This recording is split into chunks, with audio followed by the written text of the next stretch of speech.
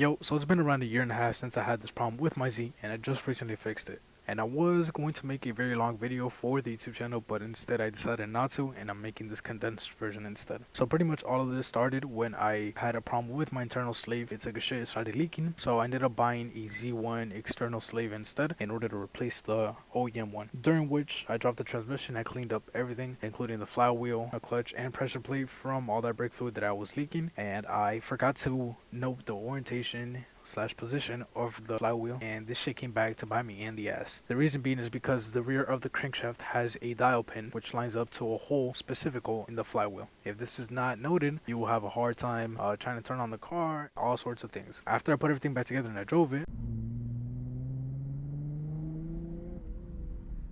I went straight into limp mode and I had a P0011 code, which is an override advanced code. And just to quickly explain the symptoms that the car had before I continue, the car was revving up slowly, it was low on power, it was running lean, meaning it was dumping more fuel into the cylinders, causing the car to sound like it was tuned and it was rich.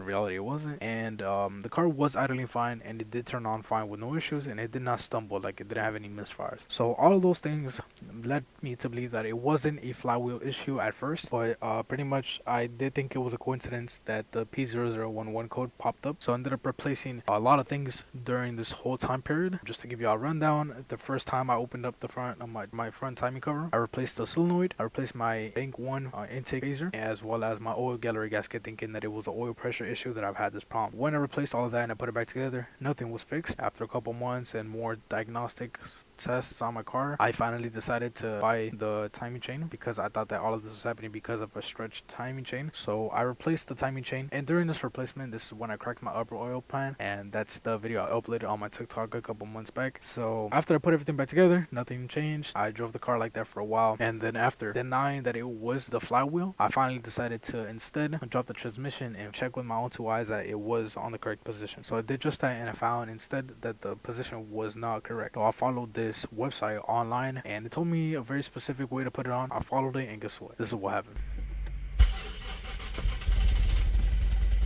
So them motherfuckers on that website did not know how to put that shit on correctly, because that car did not turn on. And I'm pretty sure that this hole right here was the correct position, and these people just suck. And after all this, I took my car home and I dropped my transmission in my backyard. And instead of putting in OEM flywheel, this time I decided just to go in straight with a lightweight flywheel. And the lightweight flywheels do not have multiple holes like the OEM one. It only has one dial pin hole, so it made it super simple and not to fuck up. I put it on, lo and behold, the car turned on. And I ended up putting everything back together. I did a quick test drive, and the car drove fantastic. It's turning on way healthier, it sounds healthier, it's just a lot better overall. And I want to say that even though it's just me being a big giant dumbass, I'm glad that it happened, because without that happening, I wouldn't have had the experience of dropping my transmission, doing my timing chains twice. I wouldn't have experienced changing out that upper oil pan.